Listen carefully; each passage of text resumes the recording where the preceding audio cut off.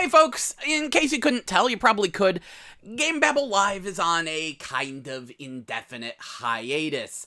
Such a hiatus, in fact, that it took me how many weeks to finally get this video audio message up for y'all?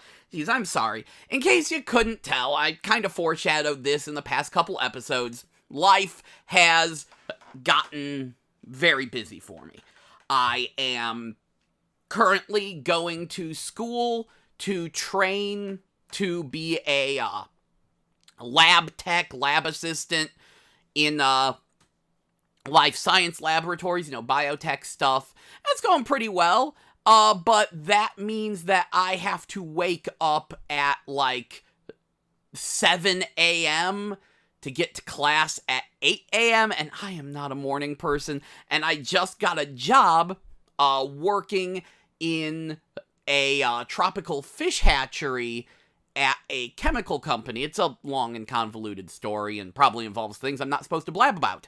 But either way, what I do now is I get up at 7 a.m., go to school at 8 a.m., and then whenever class lets out, I immediately drive over to the fish hatchery and work there until usually a little before 5 p.m., so that's eating up a huge chunk of my day, and as I have to wake up the next day at 7 a.m. again, that means I don't get to stay up particularly late. I gotta hit the hay, around midnight-ish. I can't really, be up and enjoying myself there, so I don't have a whole lot of me time going on. There have been more than a few days where I haven't even really had a chance to play any video games, and that's not even getting into the car debacle. I got into a little bit of a fender bender earlier. My car was so old that a slightly bent fender, I mean literal fender bender, that the slightly bent fender was enough to total it, so now I have to buy a new car, and that was a nightmare, and now I finally got the new car, but it keeps overheating. Thankfully, I didn't buy it from some fly-by-night dealership. It's one that's actually like a well-known name around here, so I'm like, hey, you guys, 2 days after I bought the car, it has started overheating and is undrivable. Can you do something about this? And so we towed it back there. They thought they fixed it, got it back, and it started overheating again. I've towed it back there. Now they're working on it. I have no clue what the status is now, but I'm busy dealing with that. I still need to see what's going on with my Xbox Live account. Basically, I have a whole... Because, my Xbox Live account got hacked, and I got the money back, but I don't know if I actually have the account back, because I don't use my Xbox that much anymore. The point is that it's been incredibly busy for me. Life has just been kind of stressful, and I have not been able to really stop. In fact, last week was spring break, but I still had to go to work, so I didn't really get to do a whole lot with that either. I'm not complaining, because it means that, my life is lifing right now. I'm not being the lazy basement dweller that I normally am. It's very good that I'm getting this work experience, that I'm getting paid, that I'm getting training, that I can, do something more than just sitting here and playing video games and talking about video games, but that does mean it cuts into my time to do such a thing.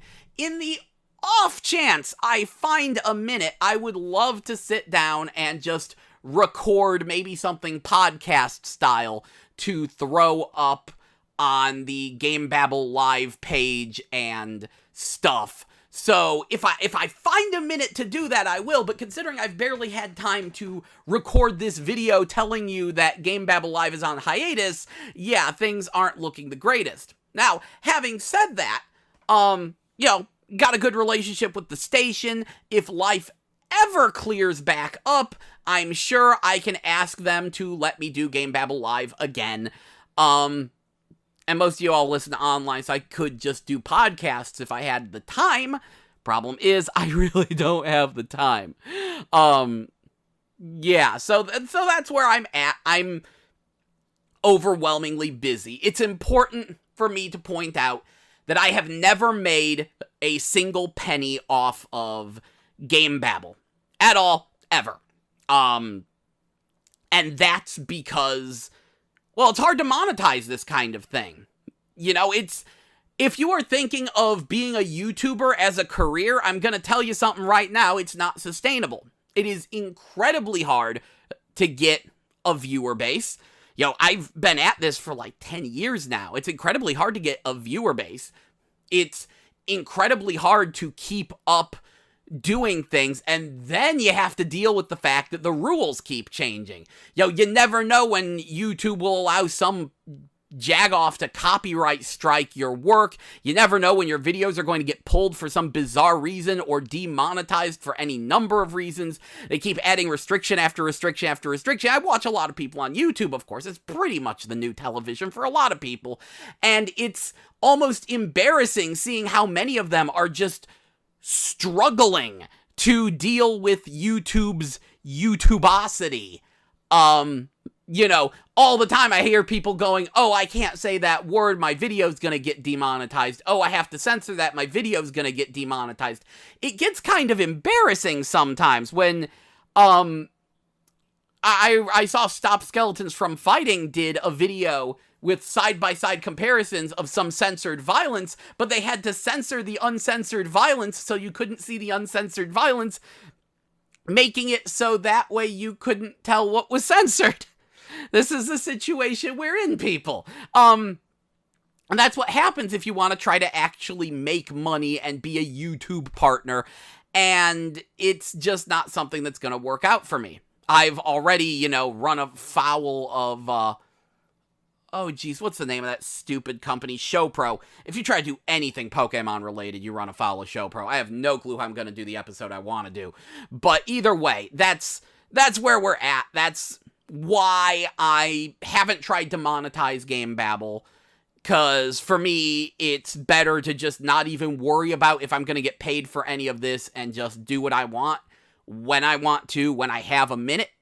I could always start a Patreon, but it would just be an embarrassment, and I think we all know that. I would not... No one would give me money on Patreon for this, and if they did, I wouldn't be able to deliver. Like, cause it would be like one person giving me $1 a month, and I'd be really appreciative, but I can't produce a video on $1 a month, and I just feel bad about it. As is, I feel bad about a certain viewer who has gifted me a game on Steam, and I haven't been able to sit down and stream that for him. So that's what's going on with GameBabble Live. We're on indefinite hiatus. Sorry about that. I would like to thank all the fans who have watched up to this point. If we ever get a chance to come back, we'll come back. And if I ever decide to do something podcastular, I'll probably throw it up on this channel or something. I don't know what I'll do. Haven't made it to that point yet. Anyway, having said that, I do fully intend to, when I have a minute, actually try to produce an edited video. That might be nice, figuring out what I'm gonna do there. Yeah, that's where we're at. So thank you very much to all of the people who have listened, large and small. And yes, I did see you, one person on Silicone Era who actually listens to me. I am keeping the fact that you wanted Arcade Gamer Fubuki and Ninja Blade episode at the forefront of my mind. I've been working on the Fubuki one. Because the thing with Fubuki is you have to talk about it. There's a much larger explanation for that mess than just it being a mess. We'll get to it when we get to it. Anyway, thanks again, everyone. I really appreciate it. I'll stream when I can stream. I'll make videos when I can make videos. And I'll podcast when I can podcast. But life's got a life, right? Catch y'all later. Thank you for your viewership and support. I appreciate every one of you. See ya!